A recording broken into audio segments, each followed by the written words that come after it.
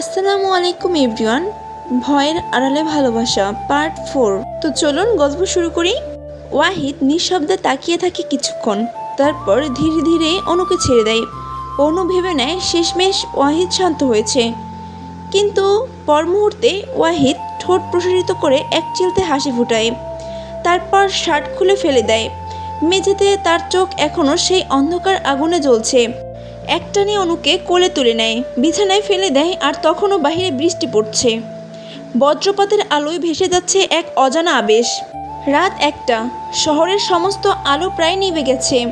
কেবলমাত্র রাস্তার পাশে ল্যাম্পপোস্ট আলো কাঁপছে, যেন তারাও আজ ভয়ঙ্কর কোনো ঘটনার সাক্ষী হতে চলেছে। কালো রঙের মার্সিডিজ এসে থামে পরিত্যক্ত এক গুদামঘরের সামনে। গুদামঘরের ভিতরে আগে থেকেই বসে আছেন জয় খান, হাতে সিগারেট জ্বালিয়ে ধোঁয়া ছাড়তে ছাড়তে বলে, ওই ওয়াহিদ চৌধুরী আমাকে ধ্বংস করেই ছাড়বে। তার বাবাকে 2-1বার মারতে চেয়েছি, কিন্তু শালা শুয়োরের বাচ্চা তার বাবাকে ঠিক বাঁচিয়ে নেয়। বাপকে মারতে হলে আগে ছেলেকে মারতে হবে। মুখে অট্টহাসি দিয়ে বলে, ওয়াহিদ চৌধুরী তুই মরার জন্য প্রস্তুত হও। একটা ভয়াবহ হাসিতে ফেটে পড়ল গুদামঘর। গুদামঘরে থাকা জয় খানের সমস্ত লোক তাদের এই হাসি বেশিক্ষণ সহায় হলো না। মুহূর্তের মধ্যেই গুদামঘরের সমস্ত আলো চারপাশ অন্ধকার করে তলিয়ে গেল। ভেতরে জয়খানের চিৎকার ভেসে আসা, বৃষ্টির শব্দ। অন্ধকারে ভিতরে থেকে কোনো এক জোড়া লালচে চোখ নিয়ে জয়খানের সামনে এগিয়ে আসে। মুখে গম্ভীর ভাব, ঠান্ডা গলায় বলে ওঠে, তুমি আমার বাবার নাম নিয়েছো জয় বিবি?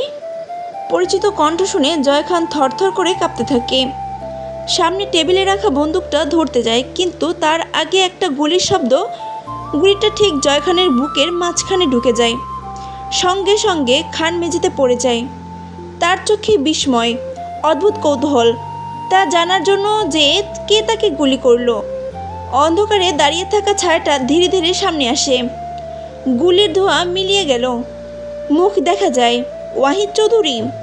ওয়াহিদের চোখে আগুন, রাগে তার সমস্ত শরীরও জ্বলছে। ক্ষিপ্ত হয়ে তেড়ে যায় জয়খানের দিকে। জয়খানের কলার ধরে দাঁতে দাঁত চিবিয়ে বলে, আমাকে সামনে থেকে মারা তো দূরের কথা, কেউ পেছন থেকে আঘাত করার সাহসও দেখায় না, কিন্তু তুই সেই সাহস দেখালি। তাহলে তো তোকে উপহার দিতেই হয়।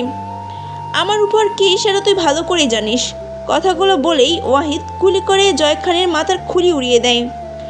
ক্ষিপ্ত হয়ে রাফসানকে বলে, লাশটা নদীতে ফেলে দেওয়ার ব্যবস্থা করো। কথাটা বলে ওয়াহিদ গুদাম ঘর থেকে বাহিরে চলে যায়।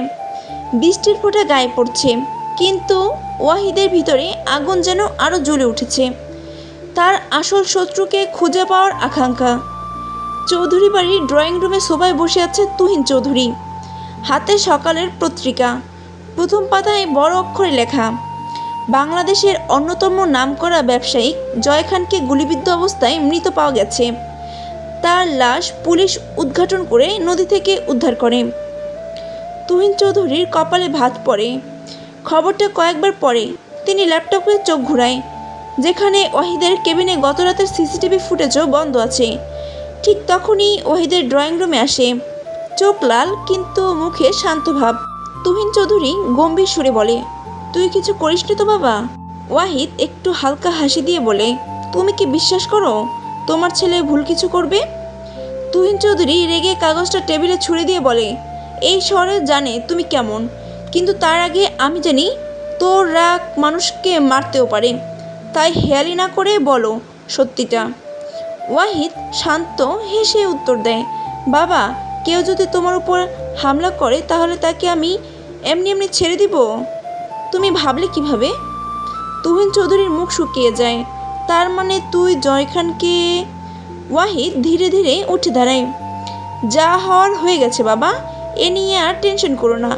এমনিতেই শরীর ভালো না তোমার। তারপর পাশ কাটিয়ে চলে যায়। তুহিন চৌধুরী চোখে জল এসে যায়। তিনি আকাশের দিকে তাকিয়ে নিঃশব্দে বলেন, আমি কোথায় হারিয়ে ফেলেছি আমার ছেলেকে? অনু মাত্র শাওয়ার নিয়ে ভেজা চুলে আয়নার সামনে এসে দাঁড়ায়। চুলগুলো কোমর পর্যন্ত লেপ্টে আছে। পরনে সাদা শুভ্র রঙের লং কুর্তি, জামা হালকা ভিজে আছে। ওড়নাটা বেডের একপাশে পড়ে আছে। আয়নায় নিজেকে গুটিয়ে গুটিয়ে দেখছে অনু। চোখের নিচে কালচে দাগ পড়ে গেছে, ঠোঁট ফেটে রক্ত জমাট বেঁধে শুকিয়ে গেছে। গলায় জায়গায় জায়গায় লালচে দাগ। নিজের এই অবস্থা দেখে অনুর চোখে পানি আসে।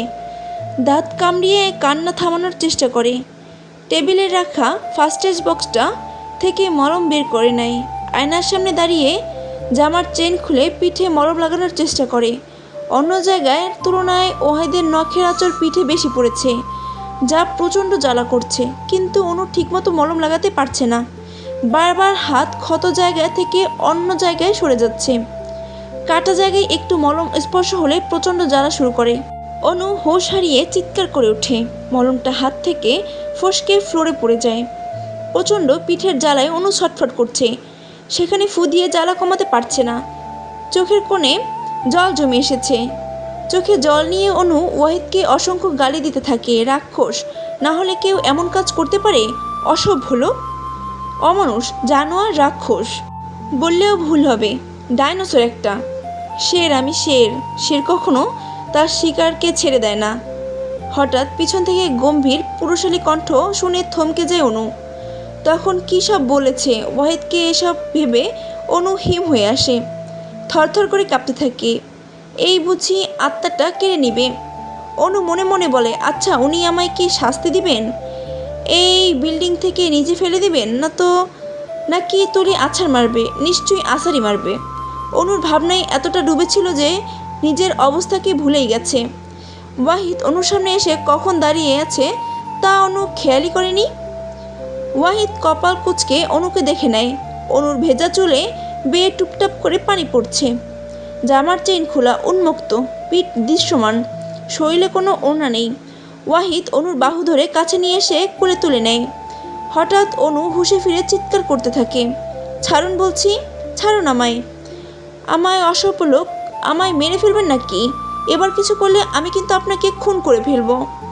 ওয়াহিদ কোনো কথা বলে না, অনুকে সোফায় বসিয়ে দেয়।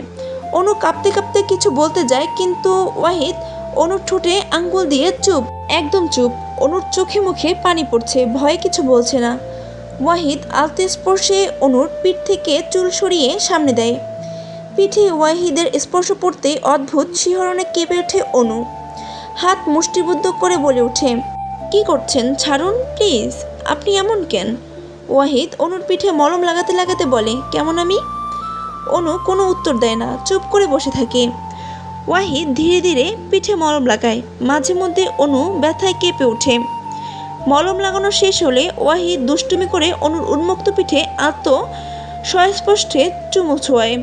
মুহূর্তেই বিদ্যুৎ মতো বুকের ভিতরে অনবরত কাঁপতে থাকে। হাত পা অবশ হয়ে আসে। ছিটকে দূরে সরে যায় অনু। ওয়াহিদ মুচকি হেসে বলে, ওকে, আমি আর কিছু করব না। জামার চেইন আটকে দাও। ওয়াহিদ অনুর জামার চেইন আটকে দেয়। তারপর অনুর মুখ ঘুরিয়ে সামনে নিয়ে আসে। মুখে, ঘাড়ে, গলায় মলম লাগিয়ে দেয়। অনু অবাক হয়ে ড্যাব ড্যাব চোখে ওয়াহিদের দিকে তাকিয়েছে। ওয়াহিদের চোখ ছোট ছোট, মুখে হালকা চাপদারি, সিল্কি চুলগুলো কপালের সাথে লিপটে আছে। ওয়াও, এত সুন্দর দেখতে আমার স্বামী! এটা আমি কখনো স্বপ্নেও ভেবেনি, দেখিও নি।